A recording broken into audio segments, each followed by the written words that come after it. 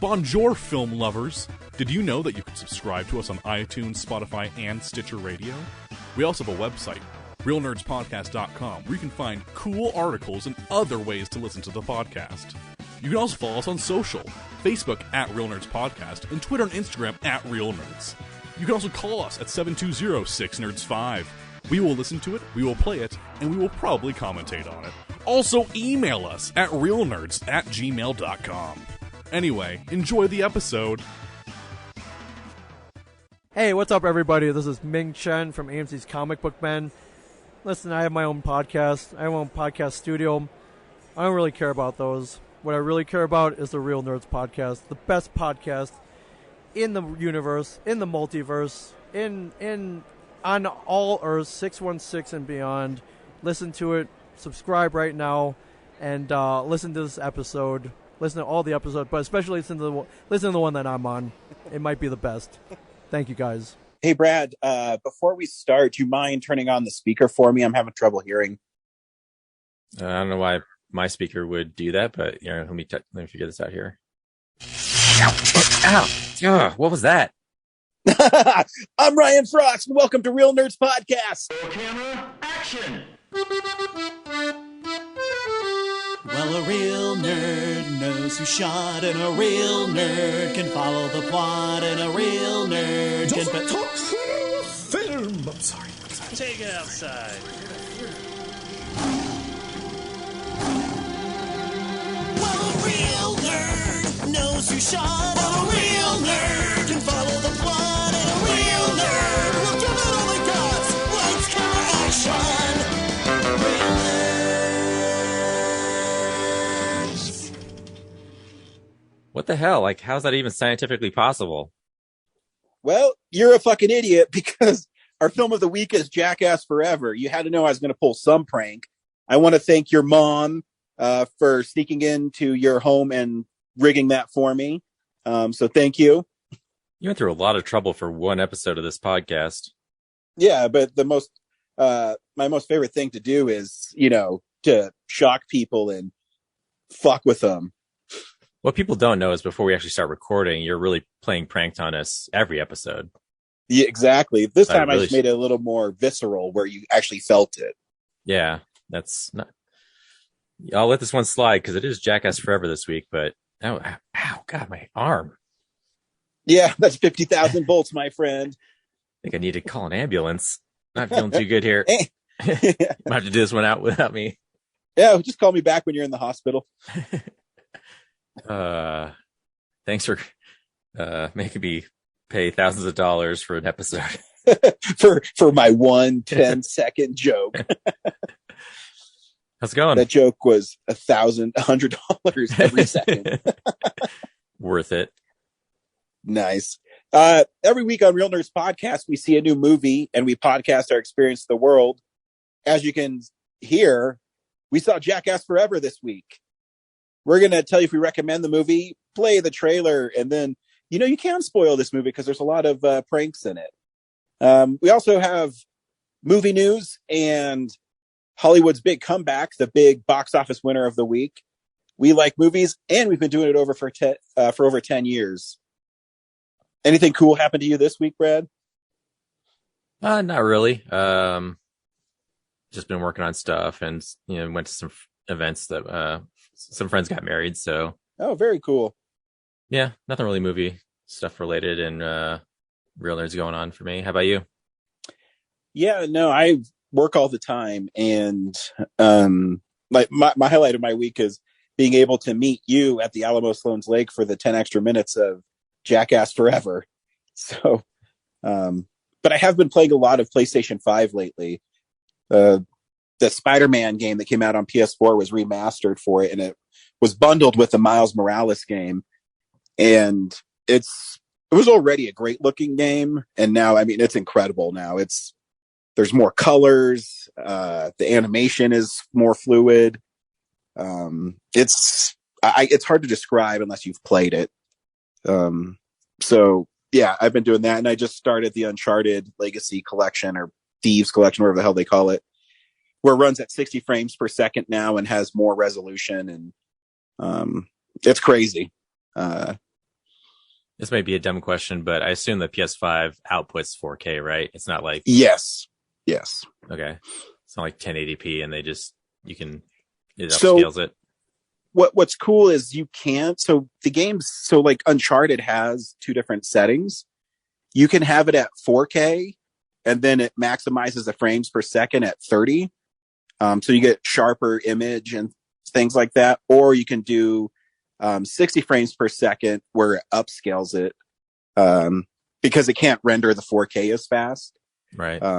But it's whatever your preference is. I mean, it looks incredible. I mean, it was already a great looking game on PlayStation 4, and now it's just, geez. And no load times. It's crazy. That's the most crazy thing about the PS5 is a game as huge as Spider-Man that has the literal Manhattan Island rendered. You used to have to take 2 or 3 minute load screens, and now it immediately fast travels you to any part of the city. Yeah. If you want. I like to swing through the city, but you can fast travel if you want. It's funny, like, growing up, there were no load times because they were all cartridges. But in like the past decade, load times have been a thing. Like every time I turn my Switch, it seems like it has to download an update. Yeah. Oh or yeah. something. And that's usually like, hey, sorry, that's like 30 minutes you have to wait. Yeah. I always To even leave, start the game. my Switch on sleep mode and my PlayStation on rest mode. So it's while they're resting, they download all that shit. Yeah.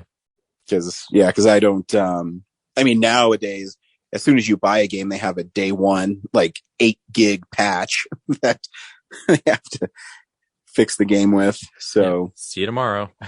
yep. But yeah, no, yeah, that's all I've been doing. I've been having a lot of fun. I don't know if you've played the Spider-Man. The Batman Arkham games are incredible, but I think Spider-Man's the best superhero game. No, of course you do. Yeah, that's what I do. Anyways, our film of the week is Jackass Forever. Brad, do you recommend Jackass Forever? I think at this point, if you're not already a fan, you're probably not going to go out to see this one. But I think if you are a fan like us, I think it's another great entry into the franchise. There is a bit of you do miss some of the old crew. Obviously, Ryan Dunn couldn't make it back. But Why? Oh, haven't you heard? Dude, that was 11 years ago. Can you believe that shit? Yeah. Fuck. Time just getting away from us. Yeah, even obviously Bam Margera didn't deserve to be a part. Like, he's in it a little bit in the background for some of the shots, but some of his presence not being there is missing. And then the new guys, they didn't have an entire TV series to get you to warm up with them, so they get in there as much as they can. But yeah, overall it's just fun. There's like one really great skit in there that I love, and then there's a lot of like Danger Aaron, I think, is like the unsung hero of the movie, because he doesn't get a lot of credit, but he takes the most brutal abuse of the whole movie, like the most of it. Like Johnny Knoxville does like get hit by an ox, like that's from the trailer, but just Aaron gets punched in the nuts so much. Oh, geez. And almost killed by a bear. So yeah, it's fun. It's just a ton of fun. It's like, I was laughing the hardest I've laughed in a theater in forever. Yeah, I think you should definitely see this film. I don't even think you have to be a fan. I'll just touch on basically what you said. If you want to go to the movie theater and just laugh really hard, then you should go see it, because there's also something cool about seeing them almost 50 and doing this, and they don't pop up as quick. Yeah. So here's the trailer for Jackass Forever. The world waited for what felt like forever. Then, we waited longer. But this February, we promise. This is gonna be the gnarliest shit ever. The wait is over. Hello, I'm Johnny Knoxville. Welcome to Jackass. If you're gonna be dumb, you gotta be tough. When you get knocked down, you gotta get back up. If they trust us to go to the bathroom, they're less intelligent than I thought. Life in the drawer, but I know enough to know. If you're gonna be dumb, you gotta be tough. You're still blowing people up. As if life's not hard enough. This guy's one badass dude right here. Oh man, I'm on Jackass. It's a Texas rat snake. Venomous?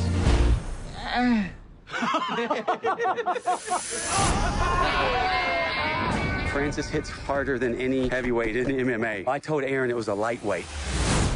That's not a lightweight. What are you guys talking about?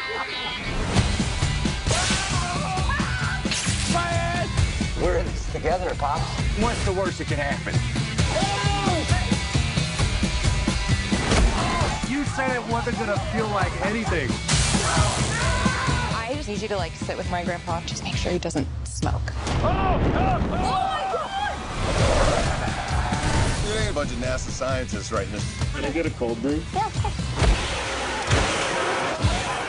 Will you make him an actual coffee, Stephanie? Here, I made you another one. It's gotta be over, dude. I think we're all the way finished with brew. Stick a fork in it!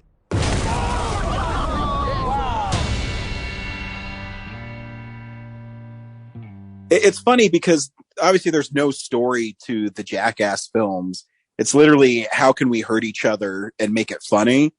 And I don't know why it is so fun to see people get hurt, but there's something about it that just brings a tear to my eye laughing. I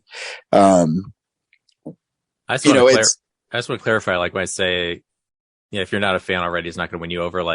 Over the weekend, people were asking me what I saw this week, and a bunch of people were like, "Oh, that crude humor is not my style." I'm like, well, that's always been their style, so this isn't going to change that. Yeah, no, I agree. It opens with Chris Pontus's penis dressed up like Godzilla, destroying a town, mixed with live action and puppetry, and it's a pretty impressive setup. It's really fun because one of the staples of the Jackass films is the opening is this really cinematic sequence. Yeah, it has nothing to really do with the movie. It's just I think the bull one is still my favorite. Is that 3 or 2? The bull one? Oh yeah, I think it's 2, yeah. Yeah, where they're all running down the street and getting hit by bulls. But yeah, it's to me, it's kind of like seeing old friends for the first time in a long time, because they're so much fun. And I used to watch those all the time. They went from an alligator biting their nipples to there's a tarantula that bites the nipples. Yeah, I didn't realize it until the credits that a lot of the gags in this movie are recreations of past gags, just amped up to 11. Yeah. I forget the kid's name. He's one of the new kids, but his dad's in it. They call him Dark Shark. And he's this hardened ex-con, but he freaks out over a spider, and there's a bit with Wee Man and a vulture, and he freaks out. he's screaming, he's biting me, and it's just the bird is just sitting on him. That's so hard edged after all. Yeah it's funny. The dichotomy of that is really funny. And yeah, it's I don't know if your favorite skit's my favorite skit, but I love the they turn the lights off in the room. Yeah, the Silence of the Lambs bit I think is the best bit. I'm actually kind of bummed it's one of the first things that happens in the movie, because I think it also been a great closer. Yeah. Because it's just so cerebral. It's because it's 20 something years of psychological torture these guys have been through. Yeah, I imagine if you're on a Jackass set, you're always watching your back and covering your nuts. So when they turn the lights out and they they set it up with making them think that there's a snake in the room, and then they shut off the lights and they remove the snake, but like they just have plants in there with props that just kind of have night vision goggles and screw with them, and then they amp it up by giving them an exit spot and then making the exit like dangerous. has like skillets hanging from the fucking ceiling, and then when you run into them, the floor is covered with mouse traps. Yep. And then that I forget that new kid where he tried to jump over the wall of mouse traps. Yeah, he's like I could feel it. I didn't care. I was just getting out of here. Yeah, his name's Zach. He like tried to jump over, and there was more mouse traps on this table, and it just fucked him over more. Then just like the night vision goggles showing like their intense terror at what's going on. The reactions Aaron to their faces. is really funny in that one where he's hiding underneath a table, has like a cushion that he's holding up, and his eyes are as big as like cartoon eyes, and you can tell he's panic breathing and just doesn't know what to do. Yeah. And then after it's over, like even Dave England is like, you know, I'm not trusting any of you guys to tell me where to go. Like, I'll live here. Yeah. Dave's like, I'm going to start a new life. And it's funny because it's so genuine. Yeah. The terror and their response. And I think that's what I loved about this movie too, is one, it's cool seeing Steve-O, you know, being healthy and no longer an addict, and he's still having lots of fun and still being Steve-O. But to think of the stuff when you're 50 and, you know, an exploding fart, and that's the kind of stuff when you were, you know, in elementary school that you'd want to do with your friends. You know what I mean? I mean, I never wanted to do that, but yeah, I definitely seen way more of Steve-O than I've ever seen in this movie. You definitely see his butthole. Yeah. Yeah, his bit with the skateboard falling on his shins. Like the other fun thing about these movies is going into feel the audience reactions. Mm-hmm. And as soon as that skateboard guillotine showed up, like you just have everyone like knew what was going to happen. Oh yeah. And I mean, when it hit in our audience, I mean, I went, "Ooh!" Yeah. Because like if you ever had your shins hit by anything, you're like, you know, that feeling. Exactly. It's just really fun. I was talking to my wife because Kellen wants to see it really bad because they keep, you know, he watches Nickelodeon, which is owned by Paramount, which owns Jackass. So the TV spots are playing all the time, and he wants to see it, which I don't think he would have a problem. But then I was thinking him and his friends might start trying to jump off things at school, or you know, like that Family Guy episode where they just start doing shit. And it's funny because because he asked to see it yesterday, and I said, you know what, maybe I will take him. And I text my wife, you know, because I don't want to get in trouble. I said, hey, Kellen keeps on asking you to see Jackass. And she said, well, I don't know if you should, because him and his friends are going to start misbehaving. And so I told him, I said, yeah, buddy, you know, they kind of do things in there with their friends, and I don't want you to get hurt. And he has this friend named Mayhem. And he said, yeah. He said, yeah, you're probably right, Daddy. Me and Mayhem would want to jump off of things. Oh, I'm glad I'm not showing you this movie. Like he's mature enough to know. Like I said, it might be good just to show him the TV show first. Yeah. A little more toned down. Yeah. Because I think a lot of that stuff is like regular skating type stuff. So, yeah. I mean, this movie has a tons of male nudity and it does exposed buttholes. So, yeah. I mean, I don't worry about that stuff. I worry more about him being, you know, influenced to, hey, get our cell phone. Well, my kid doesn't have a cell phone, but let's record us going down our bikes really fast and us throwing shit at you, or I don't know, or just punching each other in the crotch constantly. Yeah. Oh, dude, the cup test. Fuck. Yeah. It was the pogo stick that actually bent the cup, right? Yeah. Well, I think it's because it pinched his scrotum. Like when they went back and showed it in slow motion. Yeah. I thought he crushed a ball on that one because. Oh yeah, that was horrible. I don't know why. Like, I get they're fucking crazy. I wouldn't do it. I'm just like, how did he let them get away with abusing him that much? Because he takes so many shots to the nuts in this movie. It's yeah.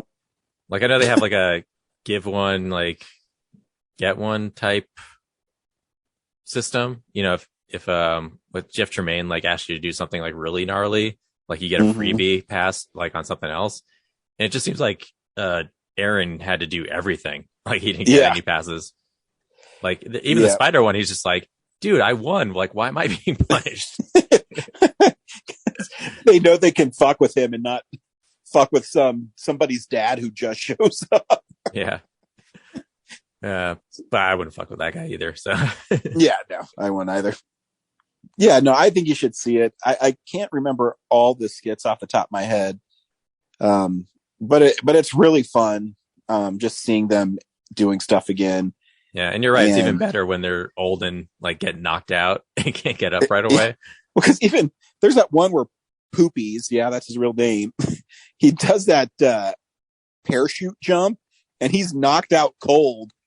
And they go over the, are you okay, man? Are you okay? It's like 10 seconds, and he wakes up.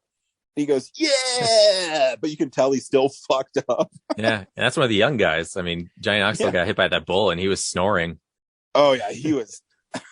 he was out. Yeah. But he had broken ribs, a broken arm, and I think the one that fucked almost all of them up was that the marching band one where they walked on that treadmill that was going like 30 miles an hour. Yep. Yeah. Steve-O, yeah, like fractured his skull or something. Yep. Guys are so. That's one of those ones where you're like, what are we doing? Yeah, and the finale had a carousel or something, and they think it's just to like drink milk and then throw up on each other, but it's actually a paintball scene where everyone comes out as they got like 50 different people shooting at them, and they have no protection on, and there's just explosions everywhere, and Wee Man comes out in his own little tank, and like, was it like cannonballs or medicine balls or something? Something that I would not want to get hit with. Yeah. Yeah, because Steve-O showed his dick that had a huge bruise on it. Yeah. God. Fuck. Yeah.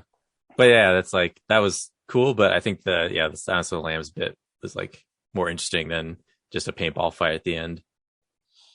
Yeah, I agree. Random explosions. Like I said, it's just because the psychological scars that they all bear over 20 years of doing this stuff. And I think they all were a little more scared because they're older and they know better. You know what I mean?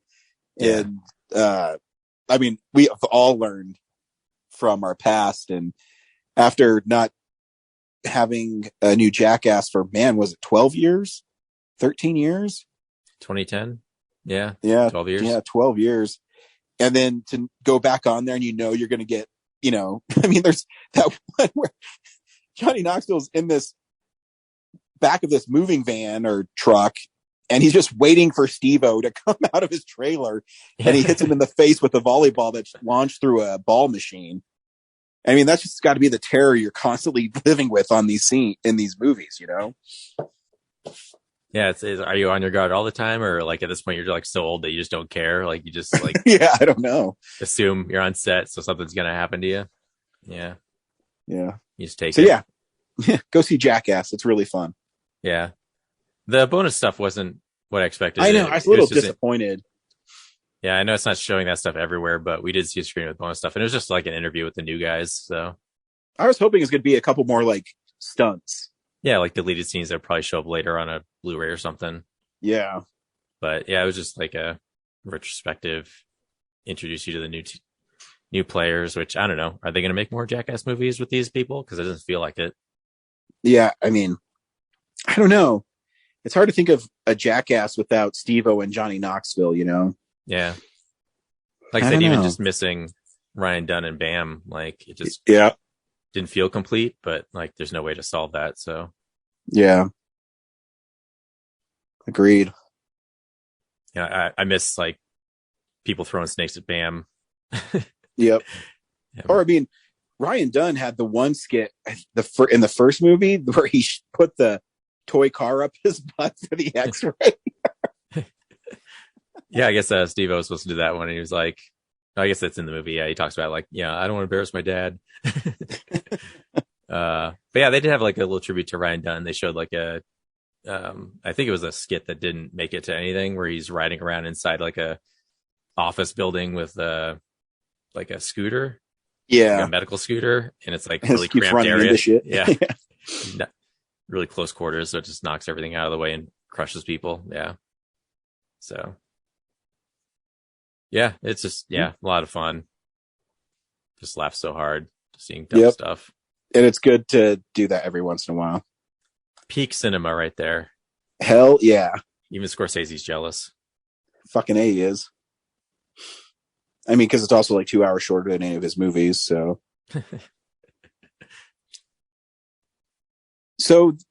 this week I'm supposed to do a news segment, but I didn't find anything that really stood out to me. The Academy Award nominations are tomorrow, but so I'm going to use this time, Brad, I hope you don't mind, to talk about Peacemaker. No, I don't mind. Sweet. I wonder if we can play the Peacemaker theme song right now. Yeah, we can. Fuck yeah.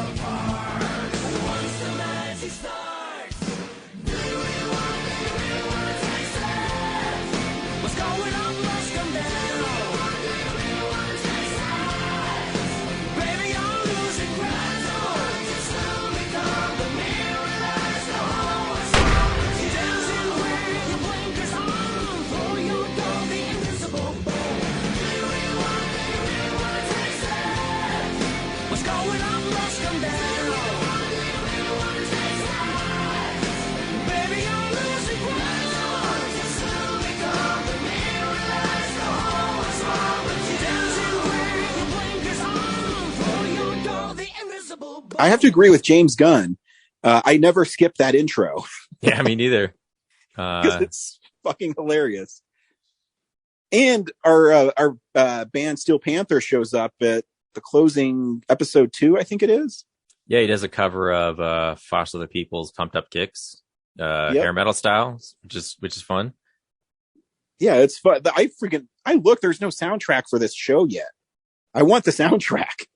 James Gunn actually has like a Spotify playlist, so he takes all the songs from the show and puts it on there. So if you want to stream it, you can. But I'm sure at some point down the line they'll release a. I'm hoping it'll be like a Waxworks or a Mondo release. That'd be cool.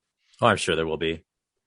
It's probably more expensive because a lot of it's actual like other people's songs and not just the score. So yeah, a little bit pricier to put together, but yeah, it'd be great. Peacemaker is a continuation of your favorite film from last year, The Suicide Squad, my second favorite film. And Peacemaker at the end, at the end credit scene, is recovering in the hospital. And this film basically picks up right after that, where he yells at the janitor, which is great. And he's given another task with to take out the butterflies, and that's what the premise is, but it's way more. You kind of get I was gonna say it's kind of like this douchebag kind of realizing his effect on the world, and coming to terms with what kind of bad stuff that's caused, and then how to like grow from it. So yep. And it's because I was never a fan of John Cena the wrestler, but I really like John Cena the actor. I think he's really good in this TV show. His career is like, he's kind of following The Rock, where he played a character in wrestling, and now he's seems like a cool dude that and he has really good comedic sensibilities.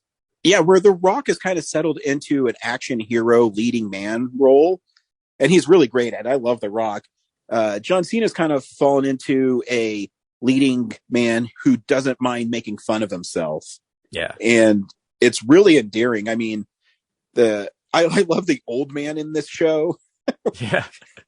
Lives next door to Peacemaker's racist dad, the White Dragon. And he's always talking about how much better Batman is. Yeah, he has villains like the Mad Hatter, the Joker. Yeah, because he lets them go free. I fucking kill everybody. Yeah, it's just too much of a pussy to do anything about it. Yeah, it's super violent. But you care about the actors, the characters in it.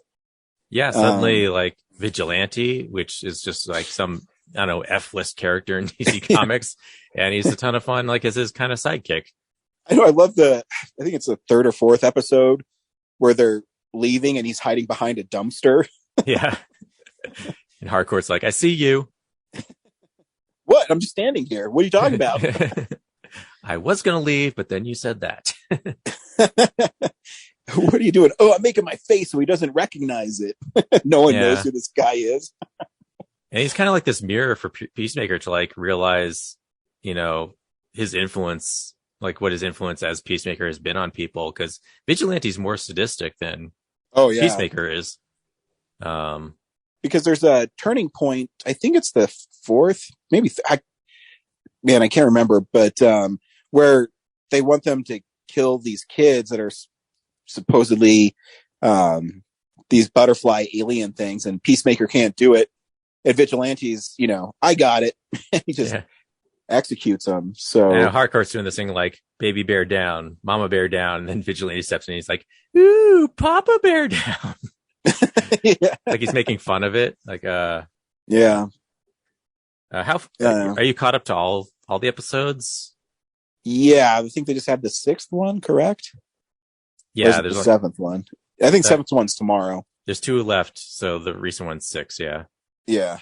Okay, just want to make sure I wasn't spoiling anything for you. Oh yeah, no. It's just a really cool show, and I love the energy behind it. I mean, it's a James Gunn show through and through.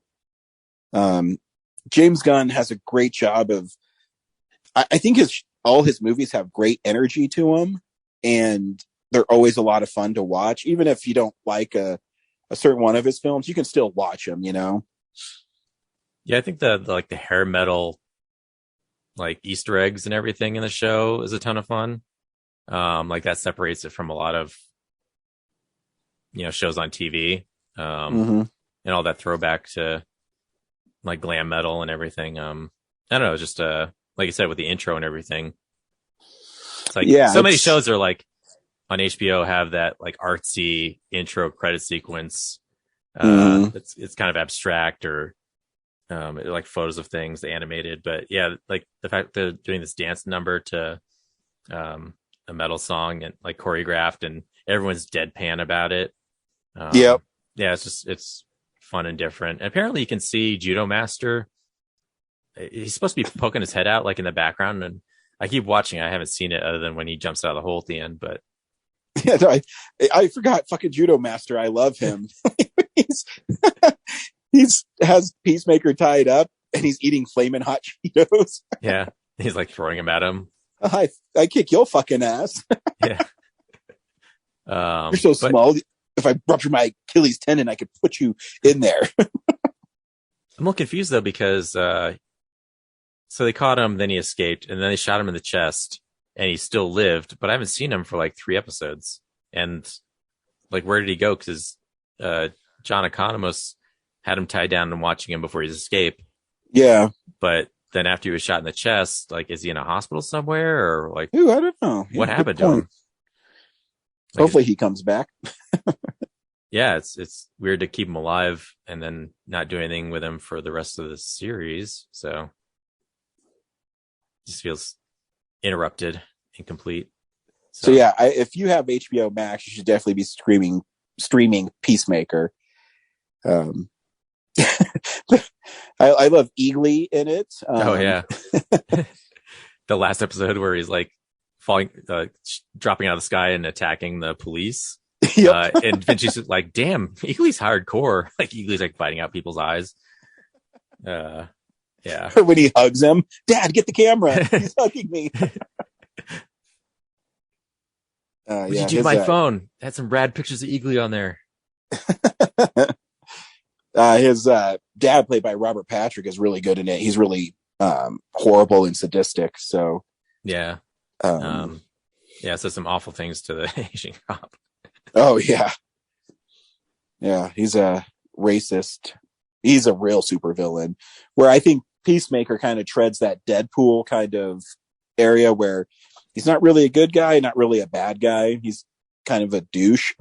It's like Vigilante says, like, we're the good guys, and we only kill bad guys unless there's a mistake. Yeah. Or when he's listing them off, he goes, and the last thing he says are people who use graffiti. Yeah. Yeah. Do you think I like doing this? I do. Yeah, and his moment in the prison when he takes on the white supremacists is great, because you think he's gonna get his ass kicked because he doesn't look dangerous, and usually like most movies, like that's what happens. So it was refreshing to see him just like completely annihilate all those guys. Yeah, it's awesome. Yeah.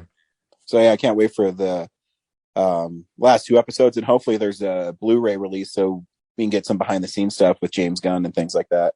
Yeah. And hopefully season 2, because they haven't announced it yet, but it seems like it's doing well. Yeah, I read an interview with James Gunn, and he says he's really tired right now. So, he's making Guardians. I think he's working on Guardians 3 right now. Yeah. And so, season 2 might be a little ways off. Yeah, but he also like wrote all of this season and directed, I think, all but 3 episodes. Yeah. So he doesn't have to do everything. Yeah. Well, he should just get in, he should be like a Seth MacFarlane where he's still part of it, and checks on things, but kind of lets other people do it. Yeah. But I get why he wants to make it his own. That's cool. All right. Last thing this week. Let's check on Hollywood's big comeback.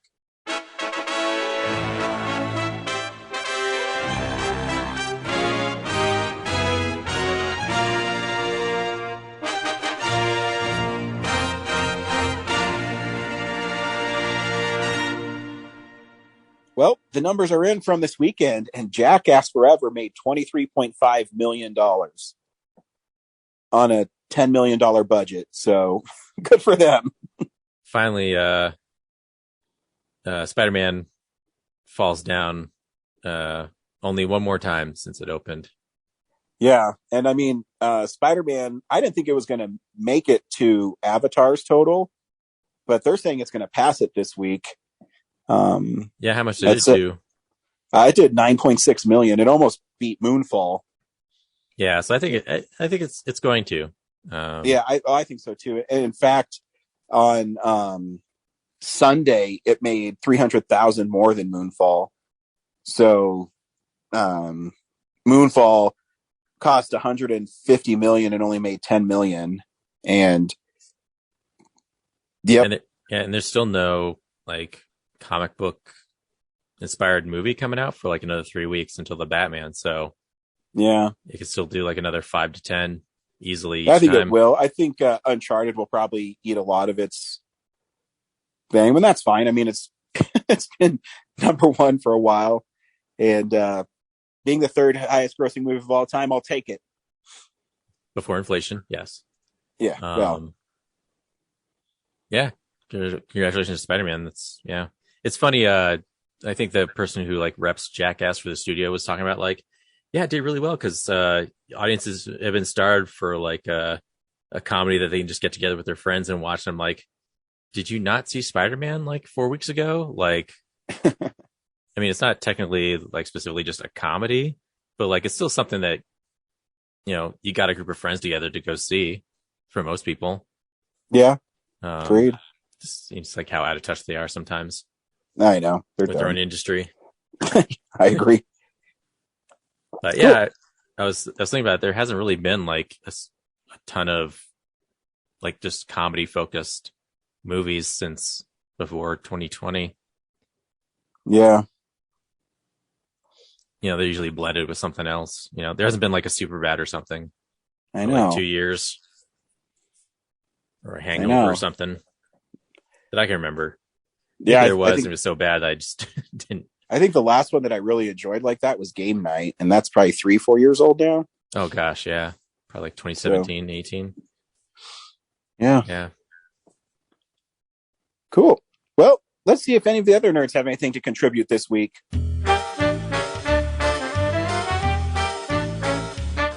Corinne here for another installment of Showtime, where I tell you all about something cool I've been watching lately and recommend it to all of you. So the thing I'm going to recommend this week is called Abbott Elementary. It's a new show on ABC. It's on Tuesday nights at 8 o'clock Mountain Time. Also, it streams on Hulu the next day in case you're one of those people like me. But it's basically The Office, but set at an elementary school. It has, like the whole, documentary slice of life thing, and it's about these inner city school teachers, and they're trying to do the best with what they have, and of course there's a lot of shenanigans going on, and then I'm really excited to see where they set up so many characters that you can tell, like, if the show goes on long enough and they get the character arcs that they deserve, it's going to be awesome, and really excited to see it. It is also just really well written, a lot of good humor, good comedy, so I've laughed out loud multiple times watching the show. I highly recommend it to everybody. Abbott Elementary, it's on Hulu, it's also on ABC. So, while we're here, I just finished watching the season finale of the Book of Boba Fett, and I have to say, not really impressed, with the show as a whole. I mean, the best parts of it were basically when it was, like, Mandalorian season 2.5, and then, like, the second strongest element was kind of seeing, like, Boba Fett's flashbacks and him, being taken in by the Tusken Raider tribe, and then, meeting Fennec Shan and all that. And I mean, we got some cameos, and that was cool, I guess, but the show's writing is, I don't know if it's the writing or if it's the structuring.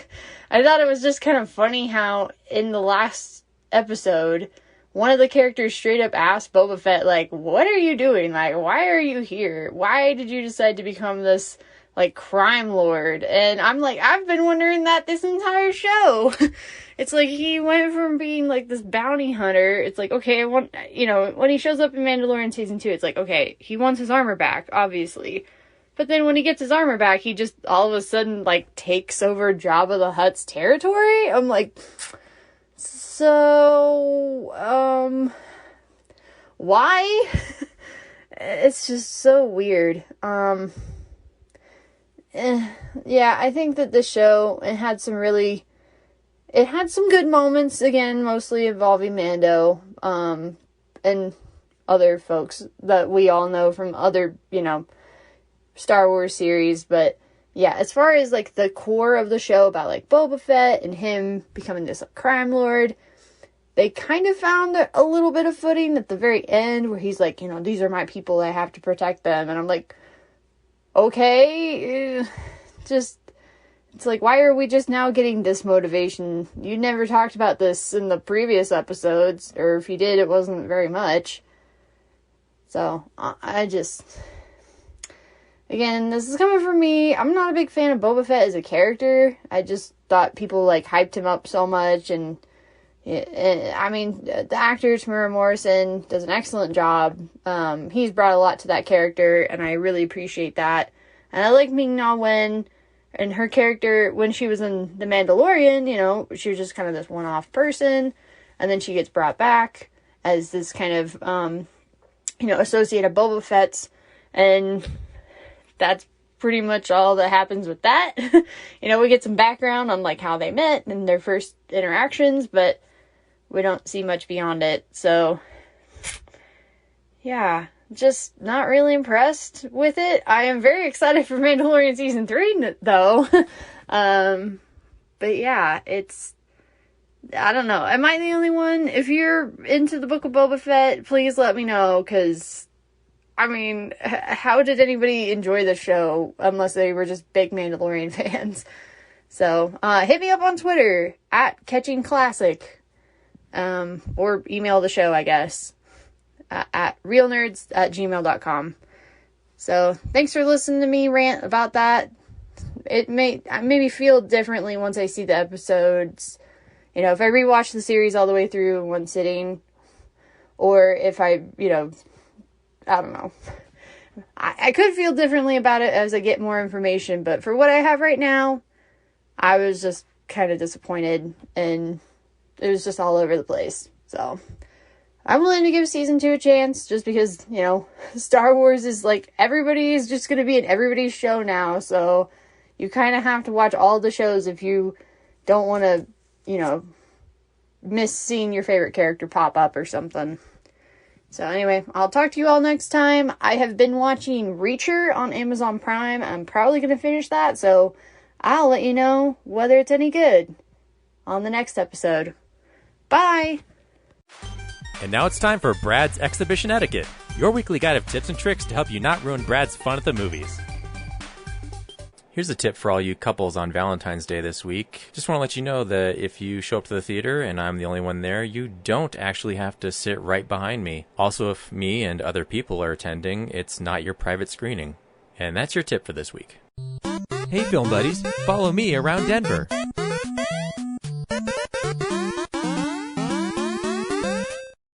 This week at Esquire Midnights, they are screening Princess Mononoke in Japanese with English subtitles. So check that out. And that's what's going on around town. As always, thank you to the other nerds for contributing. Next week, we are seeing A Death on the Nile or Blacklight. I don't know yet. Maybe I'll put out a poll and we'll see. Or maybe it'd be a good weekend to do 2 movies. Have a B movie ready. Yeah. I think we might be institute some new categories in this podcast, like the B movie. That'd be fun. Yep. Brad, thanks for joining me on this journey. Always. And I will see you at the movies. Well, a real nerd knows who shot. A real nerd can follow the plot. And a real nerd will give it all they got. Lights, camera, action. Real nerds.